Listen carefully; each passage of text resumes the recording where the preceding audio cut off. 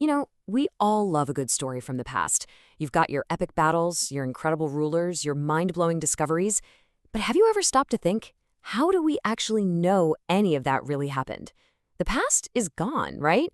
We can't just hit rewind and watch it all play out. So how in the world do historians piece it all together? Well, it's a genuine mystery, and today we're going to put on our detective hats and crack the case. So, that kind of leads us to this really big question. Is history a science?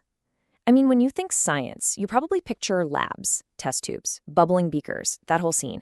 But can you really use that same scientific method on something as messy and unpredictable as the human past? And right here, this is where you can see the fundamental problem. In a lab, a scientist can run an experiment over and over and over again to prove a theory. But a historian? No way. They can't just hit replay on the fall of Rome. These events happened once and they're gone forever. And that huge difference means a physicist can come up with universal laws, but a historian, well, they're playing a completely different ballgame. So, okay, if history isn't a lab science, then what is it? This is where our whole detective idea really clicks.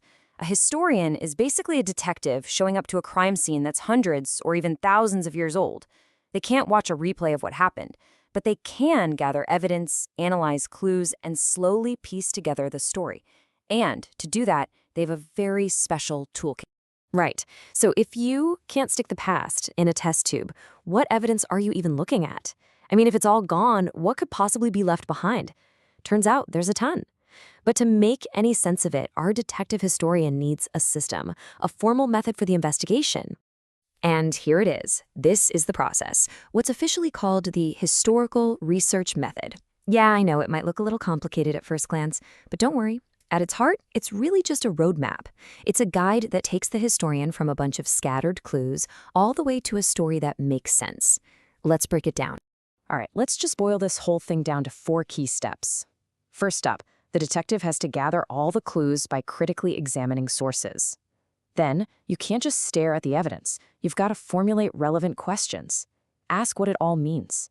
Third, you develop a hypothesis, which is basically your best educated guess about what went down. And finally, you get to the good part. You write the historical narrative, telling the story that all the evidence points to.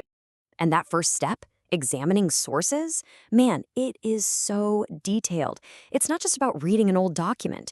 A historian has to authenticate it, like a full-on forensics expert. They're checking everything. Is the lettering from the right time period? Does the author's writing style match their other known work? Is the paper itself from the correct era? They're even looking for official seals and stamps. Every single clue has to be proven legit before it can be used as evidence. Okay, so once our historian has done all this super rigorous, evidence-based digging, what do you call the final report? This finished case file has a special name, and it's really the whole point of our discussion today. And that name is historiography. Now, this isn't just about telling fun stories. It is the writing of a critical historical narrative. And that word critical, that's the key. It implies all that detective work we just talked about, the deep analysis, the tough questions, and making sure all the evidence is legit. But here's the thing, this super scientific way of doing things, it's actually pretty new. For, most of human history, people recorded the past in totally different ways. Let's take a quick look at how this whole craft evolved, from ancient campfire stories to modern science. Just look at this. Isn't that incredible? This is one of the oldest historical records we've ever found. It's a Sumerian inscription from Mesopotamia, dating back over 6,000 years. And it shows a battle. You can see the soldiers marching with their shields up. This wasn't just decoration. It was a conscious choice to preserve a specific moment in time. A snapshot carved in stone so it would last forever. Long before most people could write, that urge to remember was still there, big time.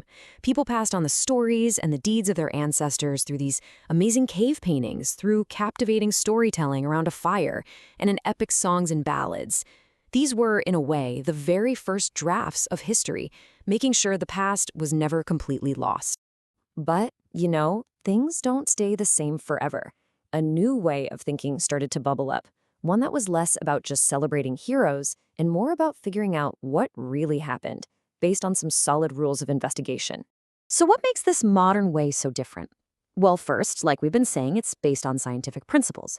Second, its questions are anthropocentric. which is a fancy way of saying they're human-centered. It's not asking what did the gods want, it's asking what did people do and why did they do it. And that means the focus is on human actions, not blaming things on divine intervention. So who were the brains behind this new approach? Who were the master detectives who basically wrote the rulebook for how we study history today? Well, one of the first big names you've got to know is this guy, Voltaire. He was an 18th century French philosopher, and he's often called the founder of modern historiography.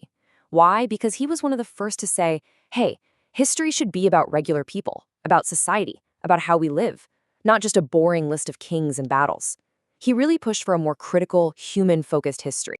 And then fast forward to the 19th century, and this German historian, Leopold von Ranke, he takes it to the next level. He was adamant. He said history has to be built only on original, raw documents, the primary sources. For him, the historian's job was to get into the archives, analyze that raw evidence, and tell the story of what actually happened. And all of this, it brings us right to the heart of the matter, the big takeaway from our little investigation today. The crucial point is not just what happened in the past, it's how we know what happened. Historiography is the story of the detective work itself, the method, the evidence, and the critical thinking it takes to bring the past to light.